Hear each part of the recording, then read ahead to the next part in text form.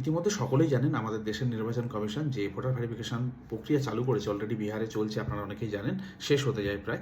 এর পরবর্তী ধাপ হিসাবে আমাদের বাংলাকে বেছে নেওয়া হবে বলে এরকম আমরা শুনতে পাচ্ছি। এবার এটাকে কেন্দ্র করে অনেক রকম কনফিউশন রয়েছে, অনেক রকম প্রশ্ন রয়েছে, দুশ্চিন্তা রয়েছে, ভয় রয়েছে, সব কিছু রয়েছে। এবার যেটা কমনলি একটা জিনিস মানুষের মধ্যে উঠে আসছে, নানান জায়গায় প্রশ্ন করছেন যে যারা এলাকাতে থাকেন না, নিজের বাড়িতে থাকেন না, কর্মসূত্রে বাইরে থাকেন, তারা কি করে ভেরিফিকেশন করবে? অবশ্যই তো বাড়িতে যাবে ফর্ম নিয়ে ভেরিফাই করার জন্যে। আপনার বাড়িতে যদি কেউ না থাকে তাহলে তারা কি করে ভেরিফাই করবে? কিংবা যে কোনো কারণে তার বাড়িতে সে থাকে না, অন্য বিধানসভায় চলে গেছে, কি করবে তারা? তাদের প্রথমেই বলি, প্যানিক হওয়ার কোনো কারণ নেই। তারা অনলাইন এই ফর্মটি ফিল আপ করতে পারবেন। ডকুমেন্টস যেগুলো বলা হয়েছে সেগুলো যদি আপনি হাতের কাছে রাখছেন, সেগুলো পিডিএফ ফরম্যাটে অ্যাপ্লাই করে দেবেন।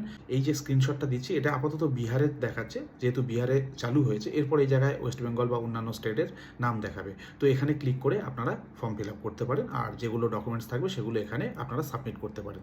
তো বাড়িতে বসে যেখানেই থাকেন না কেন আপনারা অনলাইন এই ফর্মটি সাবমিট করতে পারবেন। এখানে আলাদাভাবে ফিজিক্যালি আপনাকে উপস্থিত হতে হবে, বা কবে তারা আসবে এইভাবে খোঁজ নিয়ে আপনাকে বাড়িতে পৌঁছাতে হবে বা এলাকায় পৌঁছাতে হবে, এরকম কোনো ব্যাপার নেই। আপনারা অনলাইনেও এই ফর্মটি ফিল আপ করতে পারবেন। তাই যারা এলাকার বাইরে রয়েছেন, কর্মসূত্রে হোক, যে কোনো কারণে হোক, বা বিধানসভা চেঞ্জ হয়ে গেছে কিন্তু ভোটার কার্ড চেঞ্জ হয়নি, তারা অনলাইন এখান থেকে ফর্ম ফিল আপ করতে পারবেন। যখন এ বিষয়ে কোনো নির্দেশিকা জারি করা হবে বা ওয়েস্ট বেঙ্গলে যখন প্রসেসটা শুরু হবে, এই বিহারের জায়গায় এখানে ওয়েস্ট বেঙ্গলের নাম থাকবে, তখন এখানে ক্লিক করে আপনারা সমস্ত ডকুমেন্টস দিয়ে আপনাদের ফর্ম ফিল আপ করতে পারেন। তো এই বিষয়ে দুশ্চিন্তার কোনো কারণ নেই।